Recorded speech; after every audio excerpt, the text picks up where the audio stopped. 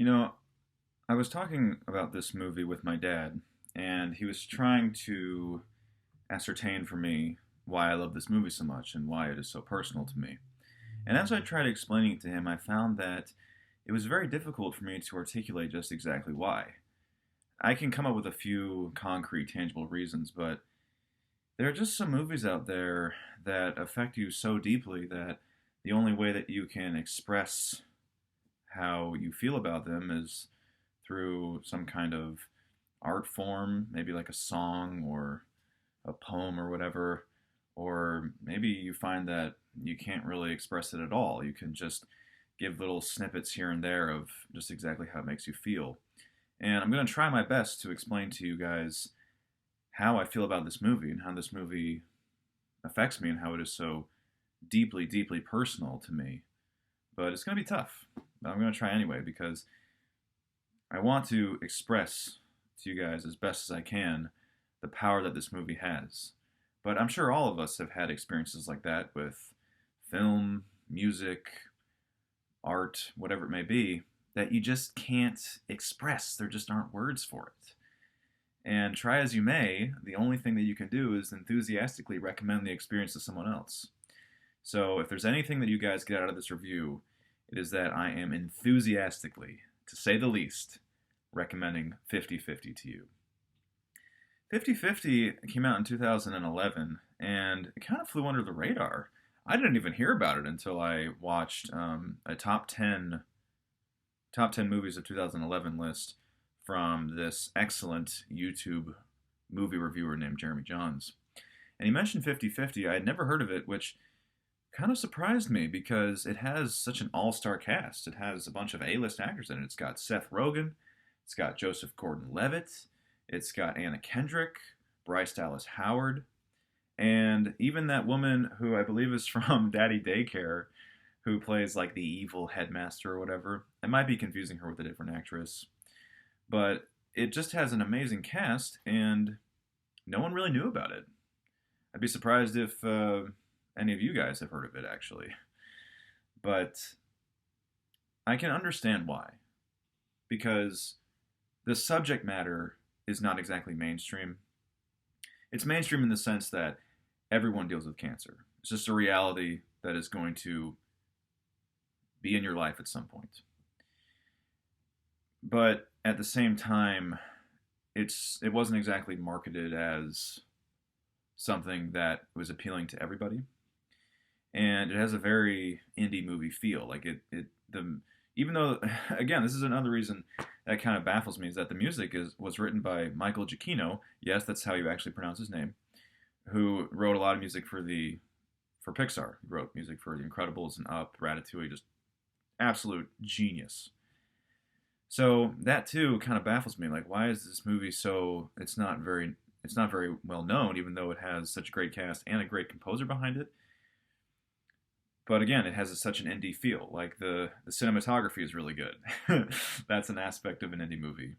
There are a lot of sort of off kilter pop songs and or indie songs appropriately that kind of fit into the movie. And again, it's kind of hard to articulate why, but they just do. They just fit in there. The sound, the sonic waves kind of fit well into the film. Although perhaps maybe the biggest reason why it's not very well known is that it was overshadowed by Harry Potter. And again, maybe that's not entirely accurate because it might have come out either later or earlier than the Deathly Hallows. But if it came out around the same time as the Deathly Hallows, then of course it didn't stand a chance, to make any kind of money. But I'm glad that I know about it now, and I'm so grateful that I watched it. The first time I watched this movie, right after it was over, I felt two things. One, I need to treat this movie with respect. And so I actually made it an annual thing. I told myself, I'm going to only watch this movie once a year. It has to be almost like Christmas. Like you can only watch the Christmas Carol around Christmas time because it's appropriate for Christmas, but you also want to treat it with some reverence. And that's the way I felt about this movie. It affected me so profoundly. It was and is so wholly uplifting, so intensely human that I thought I can't watch this whenever I want. It will dilute its power. So for a few years, I actually made it an annual tradition until life got in the way and I just kind of forgot about it for now. But it did make its way onto my top 10 list. So I'm watching it now. So that's the first thing I felt. The second thing was that I wanted to embrace the entire world in one giant hug. I wanted to leave my house and just love on everybody. I just wanted to lift people up. I wanted to help them in any way that I could. It was so inspiring, and it remains to be that way. If you watch this movie and you don't feel like being a good person afterwards, then something's wrong with you. I'm just kidding.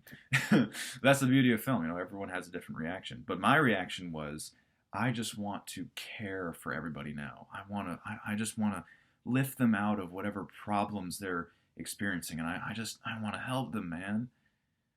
It's a beautiful feeling to have, and I'm really grateful for this film because not only is it a great story and is full of such incredible acting, music, cinematography, etc., etc., etc., but it inspired me to be a good person. However briefly, but it was still legit. The story follows a man played by Joseph Gordon-Levitt who is diagnosed with cancer, and essentially the movie is just about him dealing with it. Now, this guy is probably the nerdiest, most vanilla man that you could think. When he gets diagnosed with cancer, one of the lines that he actually says with sincerity is, well, I don't understand this. Like, how could I have cancer? I don't smoke. I don't drink. I recycle. Oh, man. It's a great line. And then once he gets the cancer, he offers to his awful girlfriend to leave him. Like, they sit shortly after he's diagnosed. They sit down at the table. And he's like, if you want to, in this tone, if you want to, you can leave. You can bail. I don't mind. Like, it's just so frustrating to watch because you're like, how is someone this passive? How is someone this pandering? It's not being a nice person. It's pandering. Now, I feel bad for like even saying those criticisms of him because he is surrounded by a supporting cast of characters who, in a word, suck. Okay? I just mentioned his girlfriend, but he has a very overbearing, annoying mom, as well-intentioned as she is. His best friend, seemingly his only friend, is this crass, crude character, appropriately named Kyle. Although now I'm thinking, I wonder if this is like where that meme started. That'd be hilarious if like the meme of Kyle like started with this film. Like all he cares about is getting laid.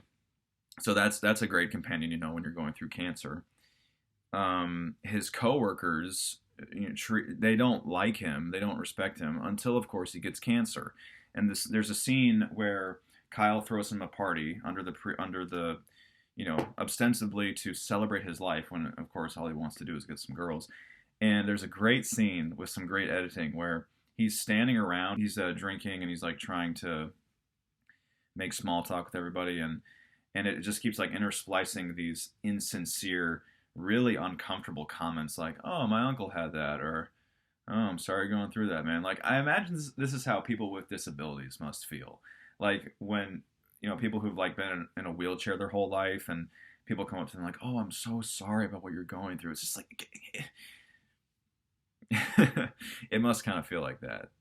So that was interesting. This movie is full of hilarious moments. Actually, like Seth Rogen is one of the funniest characters, if not the funniest, in the movie. He has so many great jokes and so many one-liners, like the line where he's talking about his medicinal marijuana, and he's like, "I have night blindness. The cones and rods in my eyes are misaligned, so marijuana fixes it." The movie is predominantly sad, if you will. It's kind of heavy and melancholic, but it's interspliced with so many amazing, hilarious lines that it gives itself a lot of comedic relief. And this is not to say that the cast or the characters don't have their redeeming moments. In fact, I would say Kyle is one of the most redemptive characters in the entire movie, because even though he is crass and there's the perception that he only cares about himself and he only cares about getting girls, he is extremely loyal. Like the scene where he catches Rachel cheating on Adam, he is basically the only one who makes him break up with her. Like, if it wasn't for Kyle, then Adam might still be with her. He might still be with this awful girlfriend who only cares about herself. In some ways, she's even more selfish than Kyle, because all she cares about is how much pressure has been put on her and how tough it is for her. So it's just like, that's it. It's just for her, for her, for her. And she cheats on him because she can't handle the quote unquote pressure of dealing with a boyfriend who has cancer. So if it wasn't for Kyle literally pushing her out the door, then Adam might still be with her, which would just be a pathetic situation to be in. The dynamic between Adam and his therapist, Catherine, is a good one. I definitely think it's a good one. They kind of confirm, I suppose, at the end that there is a real relationship, although I do give the movie and the cast kudos for taking out something, or I should say refusing to do something, that once again shows just how clueless major film studios are. Summit Entertainment, the distributor, wanted there to be a kissing scene between Adam and Catherine at the end of the movie. And the actors and the director refused to do so because they said this is not what the movie's about. The movie is about Adam working his way through cancer. It's not about a love story per se. The love story is a part of his story of beating cancer. The love story is certainly an element and an important driving force in him beating cancer, but it's not the story. And I totally agree. If they had kissed at the end, it would have ruined it. It was kind of like a Jim and Pam type dynamic, and not necessarily in the same way, like will they, won't they, because you ultimately knew that they would. But it's just that it's not about the love. It's not about, the movie ultimately is not about whether or not Adam cleans up his life and finds a girl who's actually good for him. It's about him cleaning up his own life. It's about him taking back the control that he lost over his own life. And there's actually a cool scene when he's in the car with Catherine and he can't stand the trash anymore. And it's kind of symbolic, you know. In Catherine trying to clean up his life, he's the one who ends up cleaning up hers. It seems like Joseph Gordon-Levitt is kind of like the keeping it real actor. It's so refreshing when there are scenes in movies where a character can't take it anymore.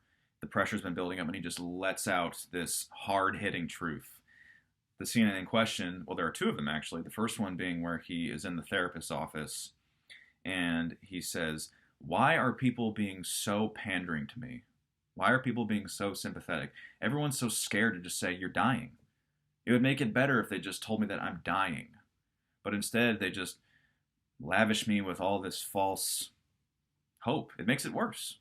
It makes it worse that people keep telling me it's going to be okay when it's not. It's not going to be okay. I'm dying here." Now, of course, it's not necessarily justified because Adam is actually a little bit of a jerk. Like when his girlfriend gets him a dog, admittedly not the best breed, I suppose, for dealing with cancer, but, you know, it's a dog, so who cares? Adam is the opposite of grateful. He's critical. Like right off the bat, he's like, well, I guess it's old enough to be retired. Like he's a little bit of a jerk. And especially like the way he first talks to his therapist, like there's no sympathy at all. He just thinks that this is ridiculous, like a 24-year-old walking me through cancer. And then he makes like fun of her techniques. There's just no sympathy whatsoever.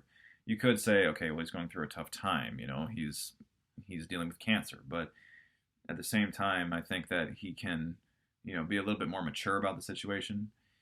So, you know, every character has their flaws. Everyone has their flaws in this movie, which is one of the great things about it. It makes it more real. It makes it more relatable. So that's the first scene that I love about him hitting the hard truth. The second scene is when he is in the car and he just is like punching on Kyle, telling him to get out, get out. And then he just freaks out. He just starts wailing on the steering wheel and screaming, just letting all these frustrations out of his system. And one of the reasons why I love this movie so much is when I first watched it, it was 2013.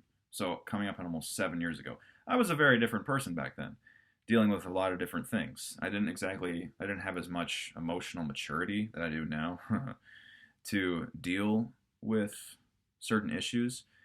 And there was a part of me that just wanted to let go in the way that his character does in the car. There's a part of me that just wanted to like get it out somehow. And I'm very thankful that I have developed and discovered much healthier ways of dealing with my problems.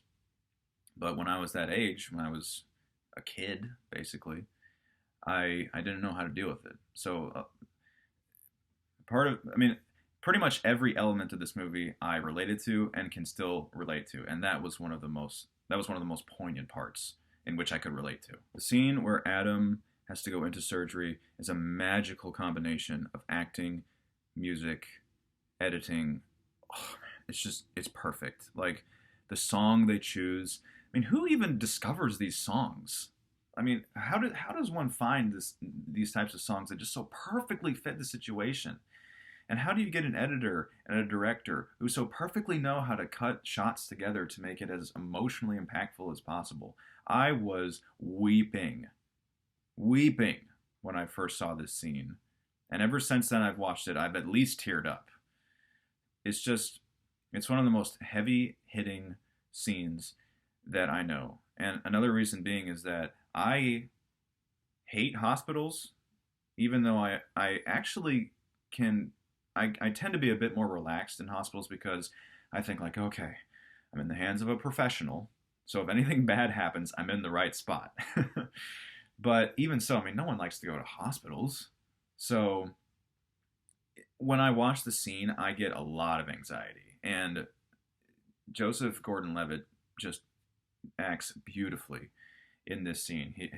His combination of fear and anxiety while also maintaining the core of his character, who is restrained and not wanting to let all of his emotions out at once, is just brilliant.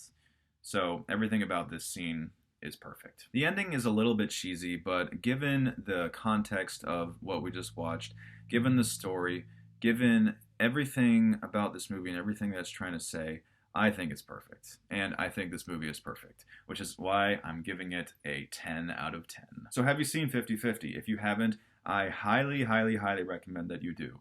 It is hilarious. It is relatable. It is sad. It is ultimately uplifting. One of the most uplifting movies I've ever seen. It'll introduce you to some great music. Oh, just everything about it is wonderful. Go watch it. If you have seen it, I'd love to know your thoughts about it. Whatever they are, let me know down in the comments below. Thank you so much, everybody, for watching. I truly appreciate it, and I will see you on the next cinematic adventure.